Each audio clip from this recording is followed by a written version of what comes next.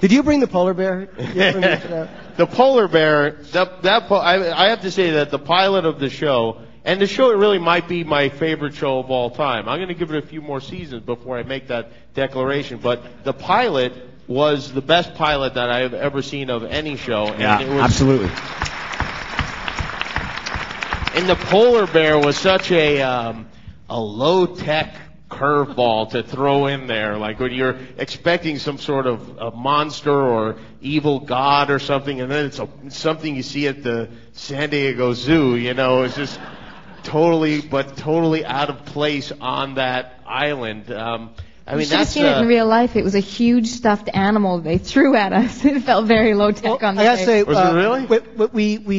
We were planning this thing. We had very little time to write, cast, and shoot the pilot, and we said we needed a polar bear. And you know, our producer Sarah Kaplan, who was brilliant at producing that pilot, started calling to find out, you know, was there a polar bear wrangler who could bring a polar bear to Hawaii?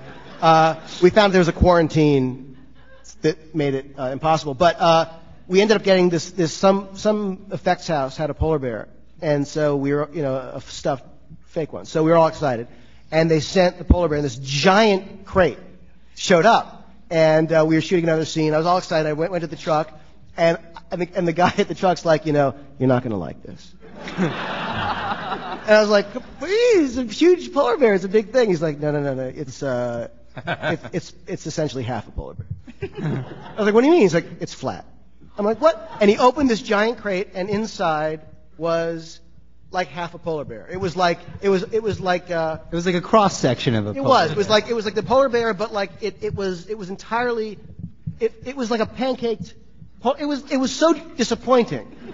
And it wasn't remotely as big as the crate. Like they just had the crate sitting around, and they're like, let's put this in that huge crate. Like it was like it wasn't that small, but it was not. And we had really been hyped on it because we were told this is the bear from the Labatt's Blue beer commercials. It's like, oh, he'll work with us, like, and it was like, and it was like $21,000 to rent. It was crazy.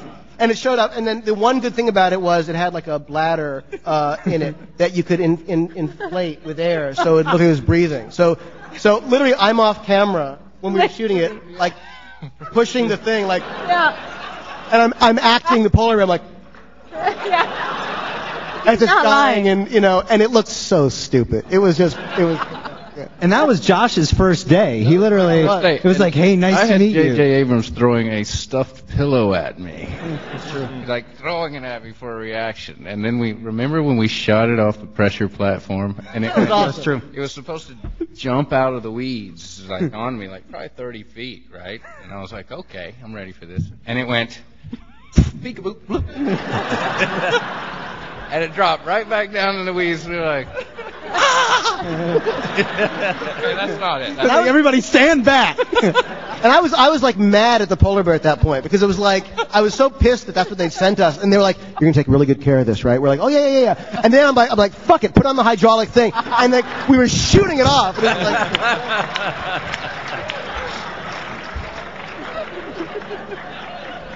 that's the first time I've heard JJ swear.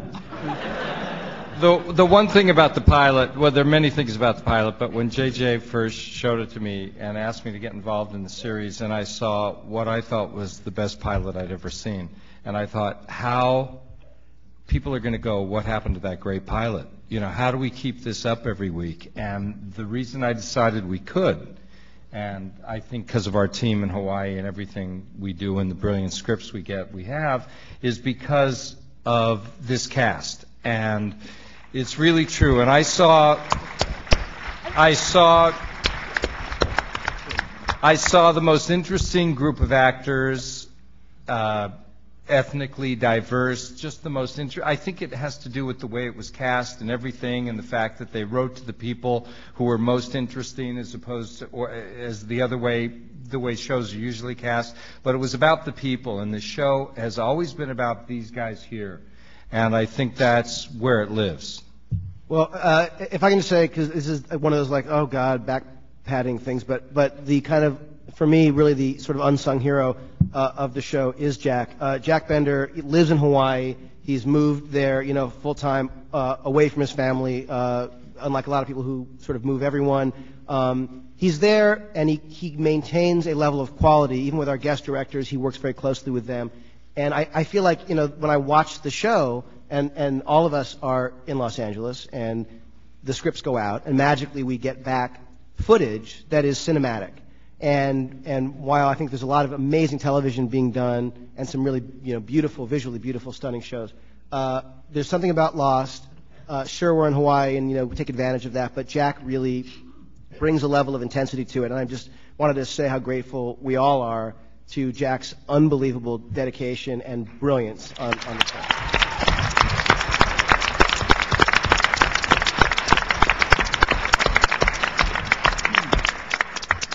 Was there a fight or something like last week and just really making up? Are you Actually, drunk? there was, all right? And I'm a little sensitive about it if you just keep it down over there. By the way, on a show full of omens and this sort of thing, with the DUI problems that have the fact that you had the Labatt's polar bear, wow, that's really ironic when you think about it, huh? Right? Here's the question. Will someone please explain the giant foot? Thank you. It's a Lord of the Rings reference. Yeah, exactly. You will learn about the foot eventually. We will. What questions will be answered on this run of the show? Tell us what the answers are, but what things will we learn?